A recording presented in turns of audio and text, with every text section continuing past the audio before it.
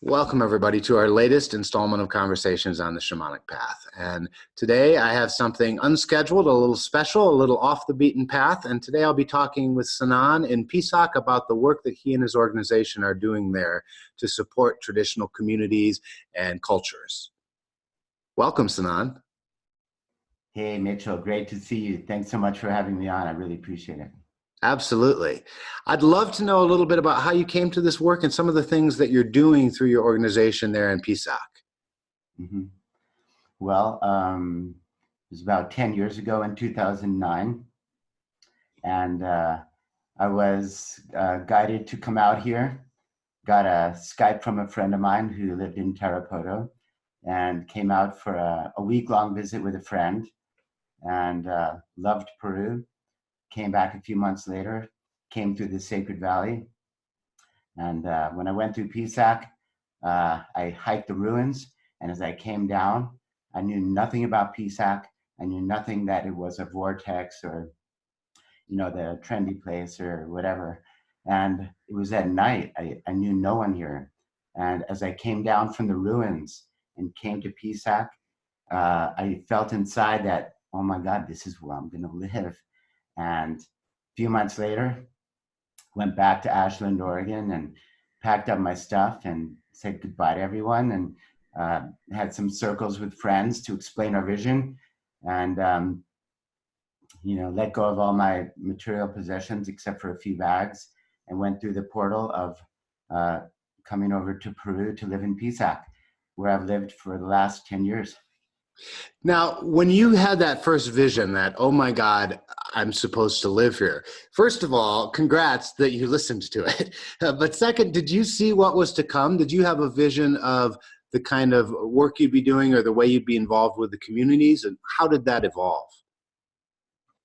I didn't really know. I knew I wanted to create some kind of eco-village at the time to kind of create a place that friends could come to. But that wasn't meant to be, actually. Great Spirit Pachamama had a different plan for me. And I'm going to be very transparent in this interview. And I know I'm speaking to friends, and I'm speaking to other travelers of the path. And so this is a sacred meeting that we're having, and I really appreciate being here. I'm not in the same category. I'm not a teacher at all. And so I'm coming from a completely different perspective here on what I'm doing here. I know you're used to all the amazing, esteemed teachers that you've had on your show. I was looking through all of your previous shows, absolutely incredible. I'm a little bit different. I've come here probably kind of like one of you, just from my own 25 years in the Pacific Northwest in California and Oregon, and being part of the festival scene and the music, the music festivals and rainbow gatherings and Burning Man and Grateful Dead shows back in the day. And so I come from all of that, and I'm sure a lot of you can relate, but my spiritual path started at an early age, and it kind of evolved through different Eastern teachings more than the shamanic path. My spiritual path has been East Indian, and with Amma and with Hare Krishna and with Osho and all of it, deep into each of the teachers that I was with.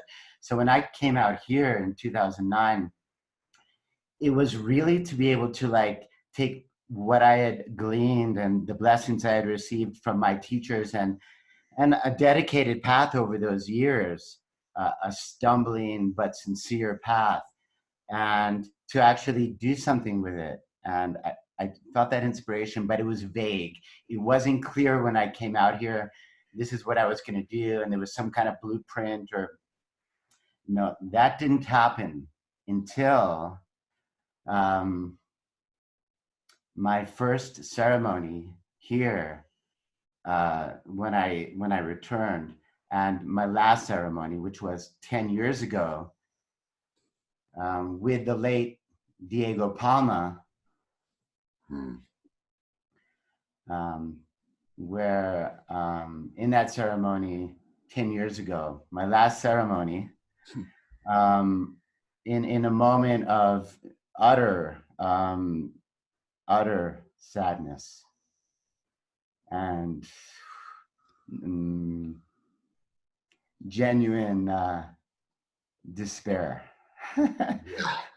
And honestly feeling like I didn't even have any positive karmic credit to even exist here. I had no idea what I was doing. And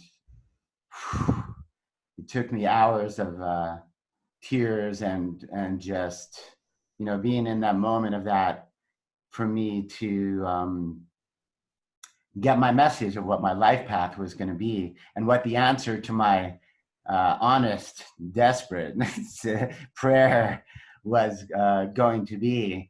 And uh, I wanted to find my true path of service. And what I realized was that, my medicine was going to be finding my path of service. That was going to be the medicine. That I had come into this ceremony to receive my medicine. And I had to be as humbled as I had ever been on a cellular level, to the point of like a cellular surrender to the moment and the experience of, and to be able to receive it. And so in that moment I did. And so what it was to serve Pachamama's children of the Andes, basically, and to take, to serve and love and just serve the local people. And so that was what initiated my path. And that's when I got clear exactly what I was supposed to do. And my sadness and tragedy turned into incredible joy. And as the days rolled on, things started shifting. Children started coming around to the point where we opened a little school in our old location on the plaza, and eventually hired teachers, and it grew from there. So that was kind of the early beginnings 10 years ago. So I want to dive into talking a little bit more about the work that you've been doing over the last 10 years. But first, I want to acknowledge just what you shared there, that was your last medicine ceremony. In other words, I was having a conversation with Itzhak Beery in one of these previous interviews, and he was bemoaning the fact that people come back and back and back for more medicine and more spiritual experiences and more openings. And what he told me was, I received enough in my very first ceremony to have established my vision and know where I was headed for the next 20 years. And so it seems that you did the same thing. You received that vision of how to be of service, and then you carried it out. So I just want to acknowledge that's, I think, a rare thing for people to bring it in so deeply that they don't need to go back and keep reinforcing it with more visions. They're just ready to go. They got the message, the medicine shared what it needed to, and they're ready to take that step onto the path. It wasn't my first ceremony. It was my 13th. But it was my last, at least for now, up until now. Our philosophy is that our medicine is our service. And that's one of the ways that what we're doing makes us very unique within the Sacred Valley, and within our work here, and within our future context with international friends, as far as what we want to offer. And I can talk about that later, but as far as what we've done in the last 10 years, as this has unfolded, and it's really been a journey. We think that a journey is A to B, but this has been a journey that has been dimensional and inner and outer simultaneously, and cultural, and language communication, and mistakes and fumblings, stumblings, just learning experiences that I couldn't even have imagined ahead of time. I was being transplanted into a completely different culture here in PSAC than my comfortable first world, Pacific Northwest, conscious community culture in Santa Cruz and Ashland and Mount Shasta, etc. And so coming here was really an act of surrender. I was pulled by my own future, my own attraction to an unknown, beautiful future where I could take the learnings from my beautiful maestros and gurus and put them into a form that would be unique and practical and something valuable, something that would be a legacy for not just for myself, but for what would become my friends here in the Sacred Valley. And so that kind of evolved over the 10 years, where we started doing art classes for the children, and then we started doing classes in one of the indigenous communities, and where we were also serving a big breakfast, and we brought in amazing teachers, and that was kind of a seed for what was to become our model project in the mountain community, which I'll talk about in a bit. But we wanted to establish ourselves in PSAC, because PSAC is the foundation. Amongst the vertical 12 indigenous communities that are in the high Andes, in the mountains above PSAC, we have PSAC is like the foundation. It's still the Pueblo and the Sacred Valley that is the foundation for our communities. Of course, all the communities, all the villages in the Sacred Valley, like Calca, Urubamba, Lamay, San Salvador, Coya, each of the communities along the Sacred Valley have from half a dozen to dozens of high altitude mountain communities that are connected with them. So PSAC has 12, but amongst all the villages in the Sacred Valley, there are hundreds of mountain communities with thousands upon thousands of beautiful indigenous people, mostly who do not have NGO or government connection, and who live in fair levels of poverty and undernourishment and undereducation and under inspiration about and resources to create next level for themselves. So basically, we're kind of like an interface. I mean, I'm gonna tell you about what our classes and our schools and our projects are now, but we are a unique interface between the indigenous communities here and the first world. Okay, I had to absolutely completely leave and disconnect from my past in order to reintegrate and recalibrate within the village of PSAC. So all of the comforts that I had living in, the places beautiful places that I did, privileged in many ways that I didn't realize then, like a fish doesn't know water, but being out of these beautiful, comfortable, somewhat bubbled communities for this long has afforded me a perspective that is very, very unique. And I hold it in a beautiful, sacred way, so that the gifts that I've come upon in my experience, that I can share in a practical way with hundreds and thousands upon thousands of beloveds that I left behind from all of my communities in the Pacific Northwest over 2.5+ decades. And if any of you are watching, it's great to see you, and I'm so glad to be sharing this. I felt like that I was being transported to another place to create a beachhead, almost like a scout, if you will, to find ahead of the curve of unknown but inevitable big events, that there would be a location that we would be prepared for my friends that I had left for a while, so that basically the indigenous people here or anywhere hold a key in these times, because they're holding like the original ways of Pachamama, the original ways of humankind living with the earth. Whereas us in the first world, we've gotten so positive evolution in so many ways, but also disconnection, a slow, steady disconnection from Pachamama and the original ways in the process of our evolution and our development, as a culture. So, and we see that in so many levels. We see what's happened to the indigenous people in North America.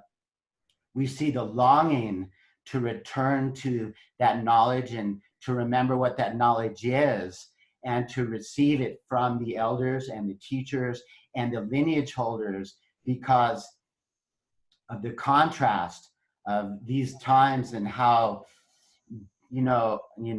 off and disconnected and forgetting and distracted and toxic and stressed and wounded and confused, and all of the factors that arise with the complexities of these accelerating times, that it becomes even more poignant to be able to connect with something that's real and that can reconnect ourselves, on a soul level, level of our true being, with, something that can guide us, something that can reconnect us with something within the myriad mass of distraction and illusion, real. And what's going to be more real, what's going to be more reconnecting with what we're looking for than the indigenous people, the few remaining indigenous people on the planet.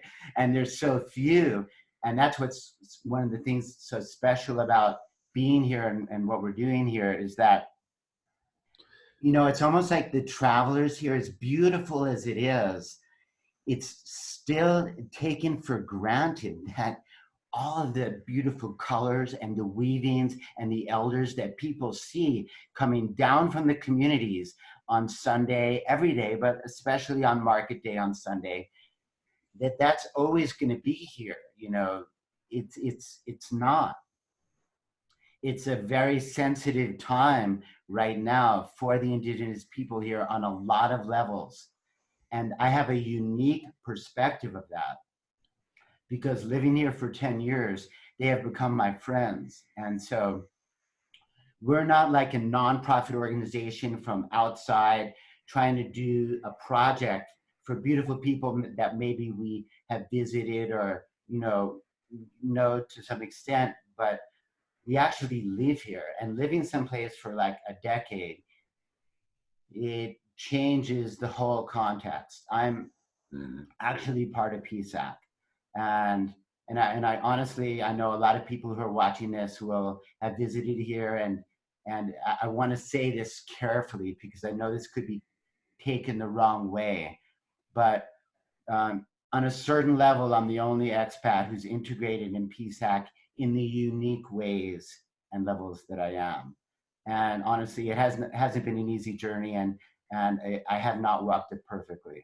And so it's been, a crazy bumpy ride, but I've stuck with it, and I've always made amends when I've made mistakes, and I've taken the hits literally at times. And there's been setbacks and there's been tragedies. And, I could talk about that another time. It's been an intense journey of overcoming, and lots of tears and lots of prayers. And, it has really, it gets real when you move outside of the comfort bubble that has raised you spiritually with all the facility to nourish yourself for so long, and taken all of that and taken it out into an indigenous culture where there is aspects of life that I hadn't previously been around, abuse, and, a lot of alcoholism, and, a lot of malnutrition, a lot of low self-esteem, a lot of not having access to, nutritional and inspirational and emotional quality levels of empowerment from a young age, even lots of aspects, so many aspects. Yeah. And I want to be really so careful that everything I say, because I know this is being recorded. So I just want to say that coming from a beautiful life in the first world, we have so much to be thankful for, you guys. You have no idea how much of a beautiful life that we all have, even to be watching this on an electronic device, and to have the background that you all do, and the path that you're all on, and the leisure and the opportunity to walk a spiritual path. Okay, so the indigenous people, they don't walk a path like we do in many ways. It's like their life is their path. So it's really like, you know, a lot of the time people from the local people, you know, especially in, you know, in different years, they've come up to me and said, Sanan, I want to go to California. They say, I want to go to the United States. Can you help me? And I'm looking at them and thinking, all of my friends, all of you, how we have dreamed for so long of creating, like, you know, living on the land in eco-village and sustainable communities with our friends, and, you know, being out of the matrix and living a simple life. And that's what I have always longed for. And for decades, we always talked about that amongst our friends late at night, just thousands of times. I'm sure we all can relate to that. But then in time, we've often, like, what is the word? Gotten comfortable, not acquiesced, but just, you know, relaxed into our communities being urban communities, and taking all the good from, you know, the modern, beautiful evolution of, you know, the new age, spiritual, holistic, you know, conscious seeing within the communities that, you know, many of us have lived in, and using it for our spiritual growth and to nourish ourselves like a womb, like a cocoon, where we can, like, have everything we need to take care of ourselves. And I see so many workshops happening, and so many festivals happening, and retreats happening, and it's incredible to watch it. It's grown in the last 10 years. It's a little overwhelming. I'm sure you can all see the evolution. Everybody's a coach, and everybody wants to be a shaman, and it's all good, and it's so needed. It's almost like, you know, the teachers are being prepared as the greater awakening happens to be able to tend to, you know, there won't be enough ultimately to tend to the masses of people who will be, you know, waking up over the future times. I mean, that's what all the prophecies say, right? And it feels like that. Well, let me pause you here for a second, because I want to follow up on a couple of things you said, and particularly what it means to grow up and to live in these indigenous communities. I don't know the 12 communities near Pisac, but I know outside of Ollantaytambo, you know, up at Pachanta and Wiyok, and the communities around Asangate, and you know, my own experience, and I'm sure others who have wandered these paths in the Andes have had a similar experience. There's a profound beauty and mystery to these intact communities. And yet at the same time, it can be so easy coming in as a Westerner to put all these projections on those communities around how beautiful it is to live at one with nature, et cetera. And, you know, it's a very difficult life. If your survival depends on planting those potatoes at 15,000 feet, you know, by hand with this hoe and hoping they come up, that's it's a very difficult existence. And I think that anybody who's deeply interested in shamanic work and the shamanic path is also, by definition, interested in protecting these indigenous traditions, these unbroken lineages where the whole project hasn't been completely brought to a halt or interrupted by the influx of modernity. And yet, how do we get to the point where those people feel both a pride and investment in their own traditions, and have the tools that the modern world can provide that really help support a good life in those places, so that the choice doesn't feel like either I stay here and suffer or I abandon my traditions and go to the city, which is what's happened in so many places with indigenous communities around the world. There's something so incredible to just sort of marinate in the place where these traditions are unbroken, where, you know, even very little Spanish is spoken. Almost everyone is speaking Quechua, and you see that in Quero, you see that in these high communities. And it feels so important that for us who are connected to these traditions, these living traditions around Pachamama, what it means to connect to one another, to connect with the earth, to connect with our origin in the stars, that we need to support the cultures themselves, and keep those traditions alive, the weaving, to make sure that people are educated and can do the work they've always done, but be paid a living wage for it. All these questions, and they're not, of course, questions with easy answers, but that feels like the work that you're really pointed toward with Amistad Sagrada. Exactly. You really summed it up perfectly there. That's exactly right. And so there are two different levels of PSAC. There's the original level, and there is a kind of a overlay, which is the tourist level. Mm-hmm. And the tourist level includes, you know, the vast majority of the spiritual tourist level. And while this incredible tourism and it's become a spiritual vortex for the medicine, for the gatherings, the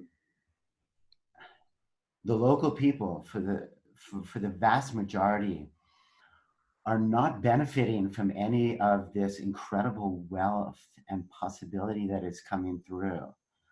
And it's really it's a tragedy, but it's an opportunity for us. I've watched it for 10 years. In the last 3 years, we have literally watched tens of thousands of tourists come by, pass our door. And I've waited, and we haven't participated in the business aspect. We haven't competed in the marketplace, of the spiritual marketplace that is thriving here. Sometimes people coming here from other countries who have very little connection here, they bring a group of 20, 30 people, go back with $20,000-$30,000 in their pocket. They're back on festival tour, back living in their elite new age lifestyles. And I'm thinking, wow, we could actually tap into this market and be able to connect with, you know, the interest in this location, the interest with the local people, and create an interface for people to be able to support the local people. This has been my entire reality for the last 10 years. And I've had a lot of time in this slow moving way of things here over these 10 years to think about and evolve our vision for all of this. And it's a little complex, but I want to touch on a few quick aspects. Mm-hmm. One is that we used to bring people up to the mountain community when we had our Sunday classes, and we used to bring up volunteers. And we found that over time, people would see the photos on our Facebook profile, and they would come here and they would want to connect and visit the indigenous kids, these amazing people that, you know, we'd be sharing photos of. They want to come and visit, they want to connect, they want to help, they want to do something. And as time went on, there came a point when people were taking out their iPhones and they came with their, how to say, first world bling, so to speak. And I would watch my little indigenous friends in the community we were working with, and still are right now, with our model project. It's evolved since then quite a bit. And I was watching my little friends watch the tourists, and I realized at one point that we didn't want to continue bringing people up to the community anymore. But I had a chance to really think about what was the need from our first world friends, and what is the need of our local friends, and what is the interface. And what I realized was our first world friends wanted to connect with the indigenous people because the indigenous people are still in the pre-matrix state. They are still in their original state. So we have a natural inclination to want to connect as much as in a way that we would want to with this spiritual guide or teacher or someone to be able to reflect back to us our original state. So that's what came to me, that it was almost an unconscious spiritual yearning to connect with something real. And the indigenous people are real. They're still living in reality. They never got skewed with modernity. And so, and also there's an inherent desire in our hearts to be able to help those who are, needing a hand up and who are suffering or hurting or lacking or in some way, that's, if we're on any spiritual path and our heart is opening, if we have the blessing of being outside of a very insulated bubble, which I was personally for many years, and, in many ways, but if we are actually around people who are suffering, imagine this. We're doing our practices, we're opening our heart, we're chanting our bhajan, singing our kirtan, doing our yoga and our healing and our cleansing.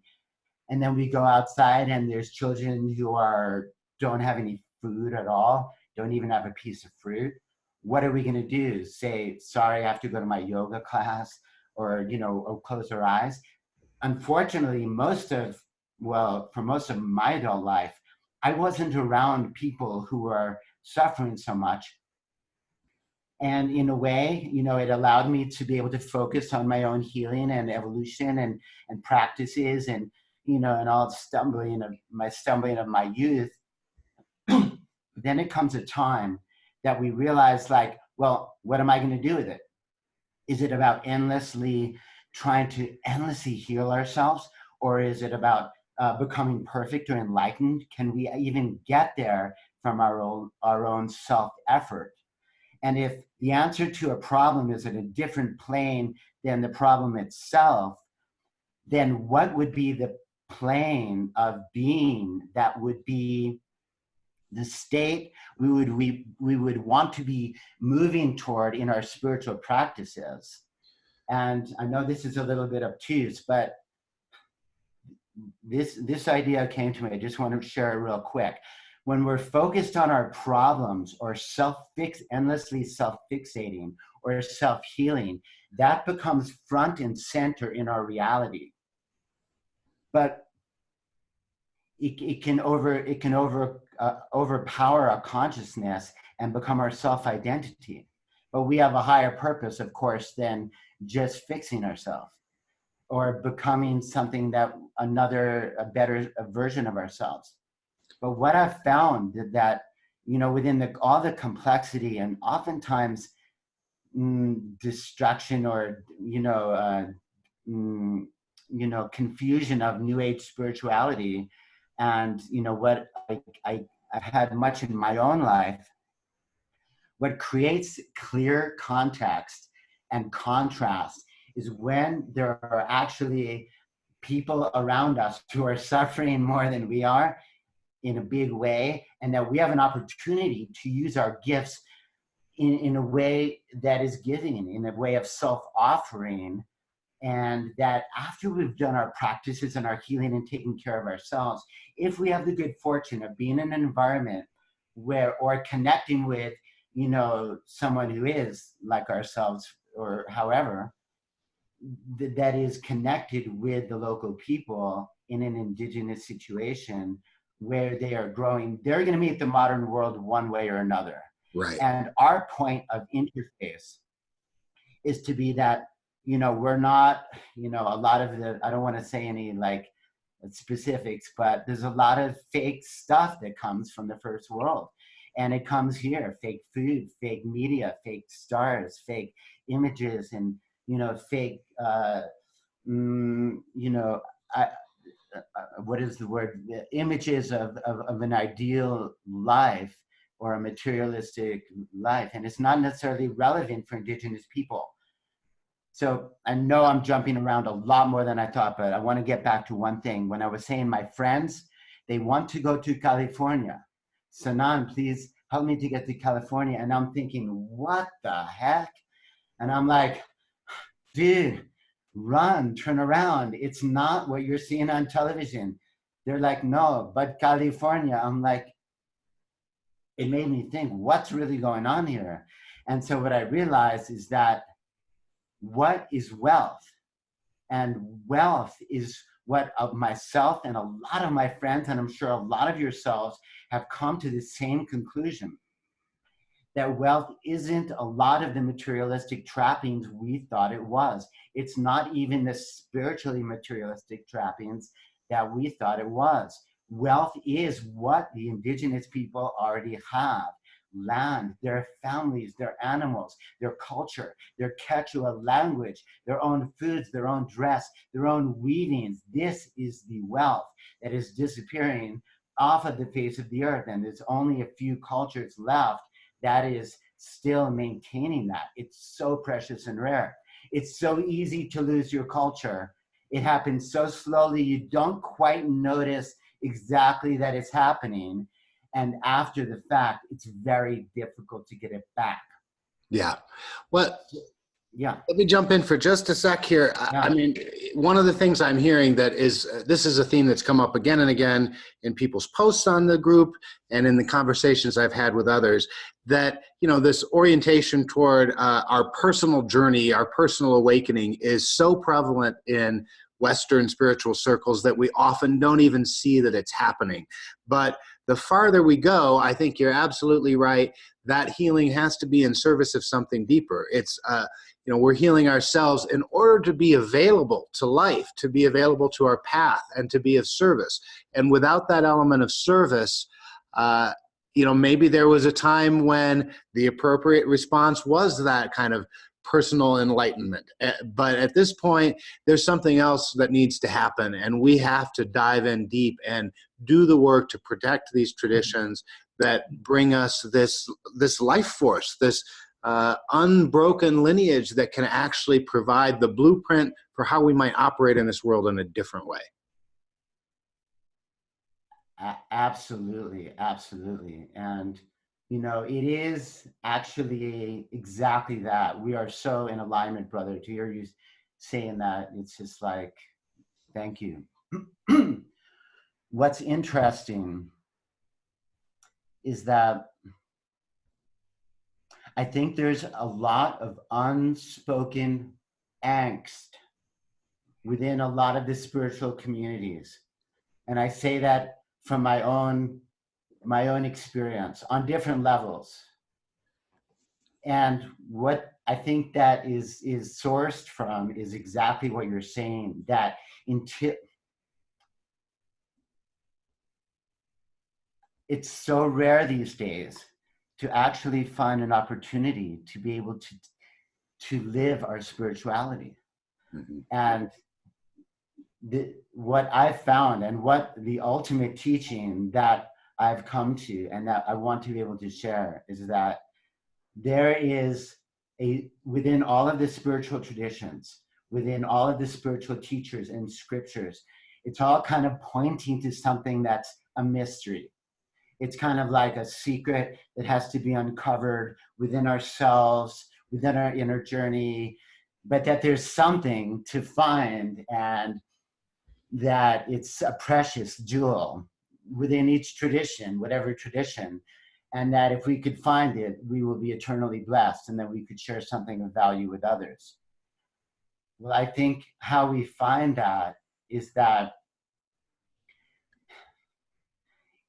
this is such good news, and I really want to be able to say this in a way that affords it the value of it, and I want to just pay attention.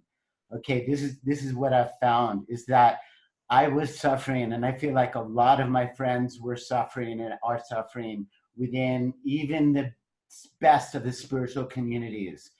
And I say that coming from that, and I'm part of that. And I'm not, I'm still part of that. I've taken everything from all of my path and all of my gurus and all of my teachers. They're all still my gurus. You're all still my gurus. All of my past and all of my experiences is all still me.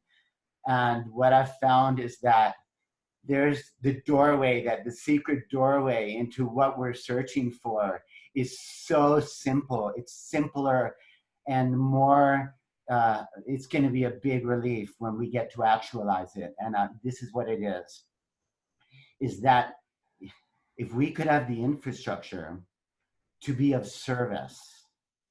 Okay, so I want to be able, I want to be able to say this right, that there's a deeper plane of reality, and that is not just a state, but is actually a plane of reality. And in that plane of reality, how we enter into that plane of reality is by offering ourselves as service. And when we offer ourselves in service to Pachamama's dream, Great Spirit's dream, for this earth, something bigger than ourselves, that we are part of something bigger than ourselves. And when we find that and we can align with that and we can offer our unique, inexplicably beautiful, unique gifts that we were seeded with from time immemorial in our own individual souls, and offer those gifts in some way within a practical context, that all our spirituality, it's almost like the highest spiritual planes become very simple and very human-like. And it's just like we're in that community that we've dreamed of. We're chopping the veggies and preparing the food and taking care of the children. And we have a vision for a transformational healing spa, a spa shram, to be able to fund our work. We've had no funding for these 10 years. We've depended on donations and loans. It's been totally stressful. I've polarized from any kind of business because I didn't want to be associated with spiritual materialism or greedy NGOs, or for there to be any question about I had ulterior motives. I was doing this to, benefit myself and just, make money. So I didn't want to do any business at all. But what we've come to is the ultimate conclusion for all of these 10 years. And I will tell you about our projects and our schools, everything in just a minute. But I wanted to just share all of this from my heart, is that we want to be able to serve our first world friends who are coming here just like a river of endless travelers. I mean, PSAC's like the new Goa. It's like the new trendy place. It's incredible. And it's not changing. It's only increasing. And it's an amazing thing. I've waited a decade. I've watched, I've prayed about how we're going to interact with it. The idea is we want to be able to serve our first world friends by allowing in a healing transformational experience and a spa shram, for them to be able to, through all the different modalities and technologies, et cetera, of spirituality and holistic awakening, et cetera, to be able to remove all those levels, and even some of the spiritual levels on all the accumulated social, levels, and, just to kind of like do some cleansing, to like, our philosophy is, our spiritual practices are to basically remove what is our, anything covering our inherent nature, to get back to our original state, basically back to the state that indigenous people are always already in. So we want to kind of remove our material and spiritual, social identities, etc. Just get back to our natural, healthy, abundant, wellspring of our own life, and be able to, bring those gifts into a practical way. And at the same time, to be able to fund our projects in the mountain communities and here in PSAC in the Sacred Valley. So the idea is to serve our first world friends by giving them the most amazing experience in the Sacred Valley, Machu Picchu, the ruins, all of the hidden places, the best, tour guides, the best food, all of that, just like so many other groups are doing, but have the unique proposition that as they're experiencing their Peru Sacred Valley experience in the most amazing, unique spa environment, all designed to, bring us back to our original state and be funding the projects in the mountain communities, we would have a very unique proposition within the marketplace here. So they are going to meet the modern world in one way or another. We want to be that, 1 to 3% of excellence, so that, we don't want to hold them as a museum, as something in the past. Like people in the, North America, often it's like the indigenous, well, they're in the museum. They don't realize, well, actually the indigenous people are all around. It's just that they don't have their own land and culture and language and food and clothing anymore. So, they've lost their distinct, tradition. Here they still have it. We want to support them to maintain that. Exactly like you said.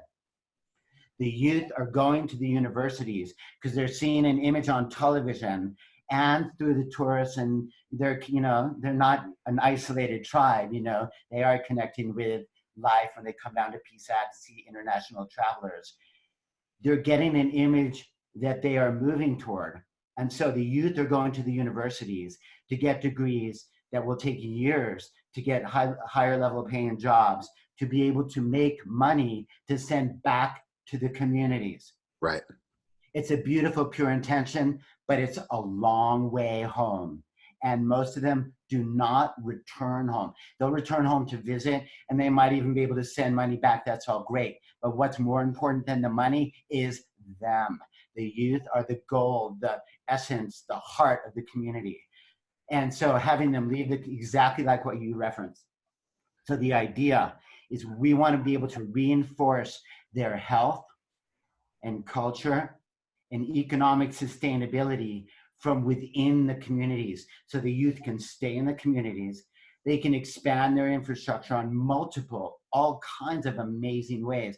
I mean, they don't have to be stuck in adobe shacks with like non-chimneyed stoves smoking out their houses, with ice cold water without a solar, you know, shower, and, you know, like a limited kind of nutrition and malnutrition because they have phased out indigenous seed varieties in order to monocrop to sell something and make a few dollars. And they take those few dollars and they'll go into the store and buy crap. Right. So it's about education, it's about culture, it's about bringing phased out seed varieties from their ancestors. It's about, because of climate change, it is difficult to grow different crops at this point. There's like a lot of environmental changes in that way. So using even greenhouses and permaculture technologies and walls of vegetables. I mean, there's ways we could dramatically increase the variety of foods and quality of life for the indigenous people. And we want to fund it by offering a spa base of operations that people can come for the most amazing healing work. You know, I mean, incorporating all of it in the most integrated and beautiful way. But there's more.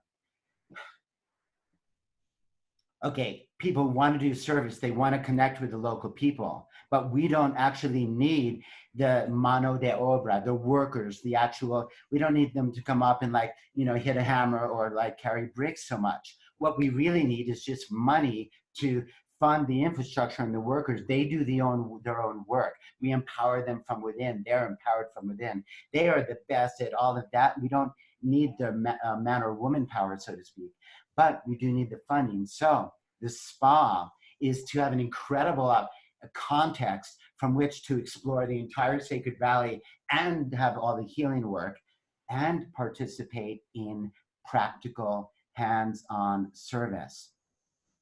In our community, we're going to have different cottage industries that are going to be run by local people. So our location is not going to be a bubble disconnected, you know, first world anything. It's going to be bringing the foundation of 10 years of connectivity. I have thousands of friends here. I'm famous here in PSAT. I am loved by hundreds and love thousands. And so I'm bringing my community with me, and the youth will be manning and womaning different cottage industries that will also be creating income. So they'll be coming for their spa Sacred Valley experience, paying a fair market price. It'll be funding the projects, the infrastructure projects in the mountain communities. So they're getting what they need for their own healing and from their own Sacred Valley experience, and equally, if not even more important, to connect with and give back to the local indigenous people in a practical way through the interface of our organization, Amistad Sagrada, who has 10 years of total social connectivity and track record of our projects. So at this point, I might as well just dive in finally. I'm sure some people are like, this guy is like on a tangent. I just want to like quickly dive in to just share, okay, well, that's all great, but like, what have you been doing for the last 10 years?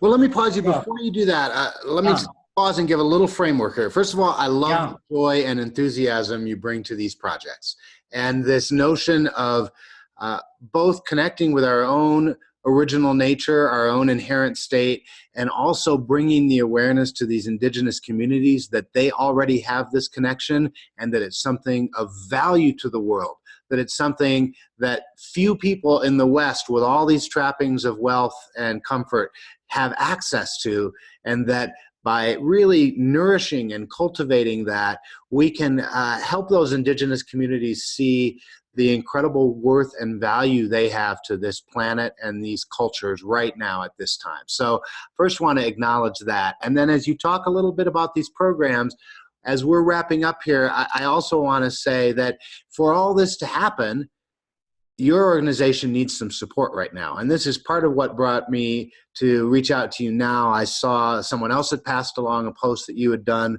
for fundraising in order to keep things going. So I really want to, as we close, have you both talk about those programs and also what the immediate needs are so that Amistad Sagrada can continue to go forward in this work and how people can help support you in that mission. Thank you, Mitch. I really appreciate that a lot.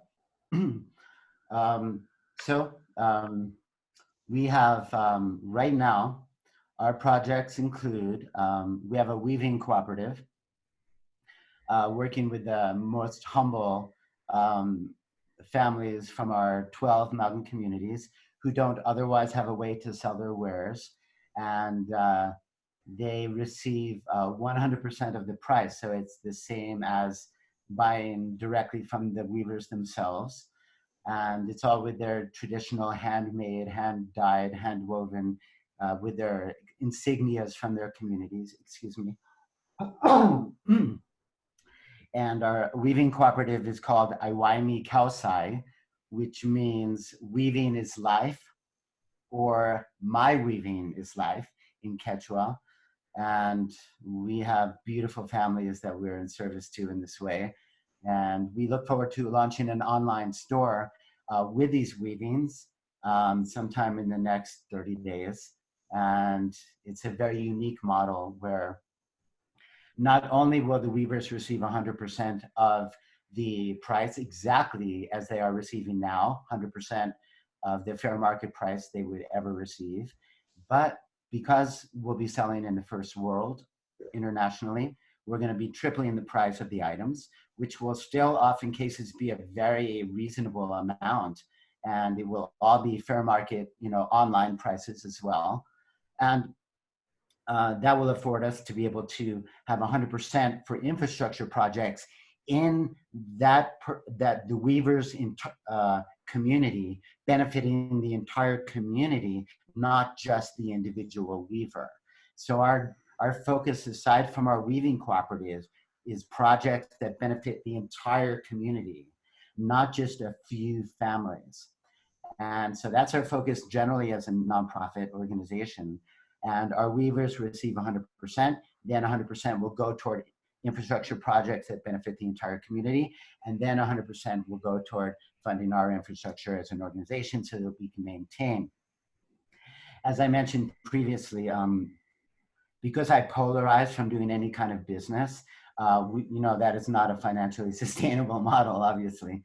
And now it's come to a point where we have a vision to create multiple streams of income. In the future, this spa ashram, that's, probably a few steps in the future. It's going to take a lot of money. But I have faith that everything is coming in the perfect timing right now. We are at and have been at quite an edge financially. And it's been incredibly stressful, and I've carried it because I knew that I would rather take this humble path and just be prepared and tested in the ways that I have over this decade. And it hasn't been easy. It has been challenging a lot of the time, because the goal, the prize, if you will, of this vision manifesting and blossoming, and the amount of thousands of local indigenous people it will benefit. If I could just take the slow road, that I knew I was going to create a solid, positive, clear, integral foundation, and that from there, miracles could happen very quickly. So that all being said, we have a school called Yachai Wasicha, which means the little house of learning, or we call it the little schoolhouse of Pisac. And if you look at our timeline and soon on our blog that we'll have on our new website, you'll see lots of photos constantly, because the classes are going on Monday through Friday in Quechua, the native language. It's one of the first generation that doesn't speak their native language. So that's, our priority. People wanted to learn English, and all the parents wanted their kids to learn English. And it's all about, oh, where's the English classes? And honestly, we didn't even have English classes at first, and I resisted, to be perfectly honest, because it's not about that. For me, I would rather not have them depend on their ability to create with the tourism. So anyway, we want to be able to create sustainable businesses within the communities that will support them financially, so the youth can stay in the communities. And, the communities can be nourished from within. One thing I just want to say about that real quick is that, people see the culture and the dance and the clothing and the Quechua language, and that's all beautiful. But if we don't have our health, if we don't have our cellular wellness, it looks good for the tourist or for a photograph or for tourism, or, it's good for them also. I mean, it's so, integrally important that all of that obviously completely continues and flourishes. But what is also important and cannot be forgotten within that equation is their actual health, because you could have beautiful songs and beautiful clothing and be speaking Quechua and be sick, or be undernourished, or be not experiencing the wellness and, thriving energy that is possible for you to thrive your culture. So culture is within. Culture and health are inherently connected, I've realized in that way. So health is a very important aspect. And we are starting to have health classes for the children. We're creating a health booklet that's going to have all aspects of health, from even cell phone use to different oils and salts, and all with indigenous local food, because there's been a lot of contamination from, different first world foods and different things like that. So we want to really, encourage and coming back to, their traditional foods and positive alternatives. So, we also have chess class, and we have English class, and the chess class is packed, and the English class is packed, and all the parents are happy that we have English classes. We've had English classes for the last 2.5 years, and the Quechua classes are packed, and we have many art classes, and we have different activities, and we go into the botanical gardens once a week, and all the children are weaving now. We have these wooden weaving blocks, and they're all weaving, and so, we're going along like this. We have a soccer team, a soccer academy called Pisac Inca Club. And we also have a volleyball academy for the girls. They self-selected. We didn't say boys and girls. No, they just, at one point there was 150 boys playing soccer and 2 little girls, but now those girls are playing volleyball too, so whatever, But those are thriving. We have the biggest teams, volleyball and soccer teams in Pisac. We are the pride of the Pueblo. We are the only nonprofit organization established and part of Pisac like we are. It's an honor. We have just hundreds and thousands of connections and friendships and interweavings here. That's the foundation for our work, which makes us distinct from any nonprofit from the outside. We are doing this work for our friends and beloveds. And so we are all in, we have been recalibrated. They say every 7 years, every cell of your body, and whatever, every organ is replenished, etc. Well, after 10 years, your whole reality is just like, recalibrated. And so I did Sanan, that, and I let it go. How can people help you right now in order to support the continuation of this? Okay, so, I'll be perfectly honest. I'm very shy about, especially when making new connections. And most of the people watching this, I'll be meeting for the first time. So it wasn't my thinking at all.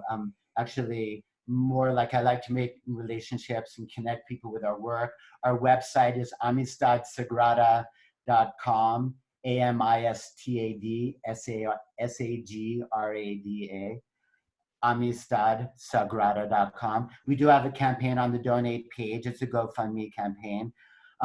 We have, I'm personally in debt, and we have survived on the grace of friends and beloveds who have seen our work. And, I know at a certain point, we're not going to need donations. And, it's just the flow will come in the perfect timing. And I know it's inevitable because of the uniqueness of our work here in PSAC in the Sacred Valley. And so, we're excited to get to the next level, launch our next level media. We have 3 new videos coming out in the next few weeks. And we are basically have raised enough funds in the last 2 weeks since you got that post of our emergency that we actually had a notice that we were going to have to leave our place yesterday, the 15th. We were able to get donations and loans to assuage, what is the word, sidetrack from that and not have that train wreck happen. And so we are staying in our current place, thanks to Great Spirit and all our beautiful friends who have supported us. And, I would first invite you to watch our new video, which we just got a week ago. There'll be a few new videos in the next few weeks. Go to our website, check out my Facebook timeline. You'll see that all on our website, and get to know us. And, if anybody does resonate with us, I wouldn't ask this up front because I want people to know what we're really doing and to really connect with it, and I don't, what I mean? I have to just lead with that. We are in desperate need of donations and funds. So if there's anyone out there who ends up connecting with our work and really feels that, again, there will come a time when that will not be the case. And I would never say that if that wasn't the case. It is now. So if you would like to be one of our new angels, we actually do not have enough right now to end the year paying back our past expenses from the last 6 months that we weren't able to keep up with. What to say of paying forward?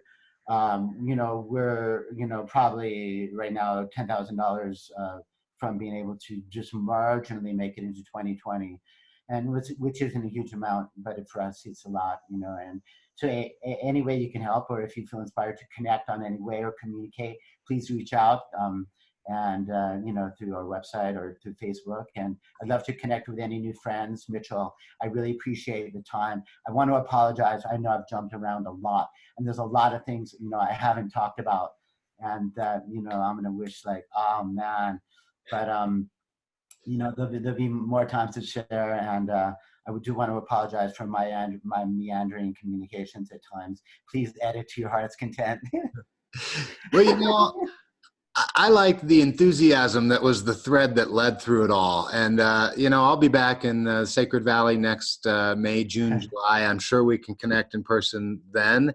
But the reason I really wanted to have you on was both because I love the work and the mission, and because I knew that this was a time when your organization really needed that little bit of push, needed a few more angels to step in. And I think this work is so important in the world, both the specific work you're doing, but also in the way you shared your story to help others understand that this path of service is such an important part of everybody's spiritual and personal unfolding.